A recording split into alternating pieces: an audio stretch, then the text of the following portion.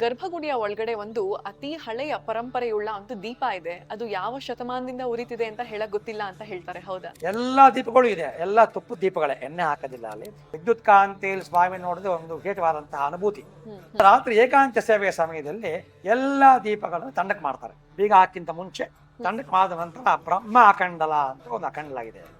ಆ ಅಖಂಡಗಳು ಸುಮಾರು ಕಲಿಯುಗ ಪ್ರಾರಂಭ ಆದಾಗ್ಲಿಂದಲೂ ಕೂಡ ಆ ಅಖಂಡಕ್ಕೆ ಯಾರು ತುಪ್ಪನೂ ಹಾಕಿದ ಹಚ್ಚುವಿಲ್ಲ.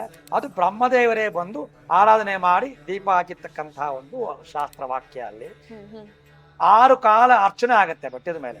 ಪ್ರತ್ಯೂಷ ಕಾಲ ಅರ್ಚನೆ, ಪ್ರಾತಃ ಕಾಲ ಅರ್ಚನೆ, ಮಾಧ್ಯಾಹ್ನಿಕ, ಸಾಯಂಕಾಲ, ಏಕಾಂತ ಸೇವೆ. ಇದು 5 ಆಯ್ತು.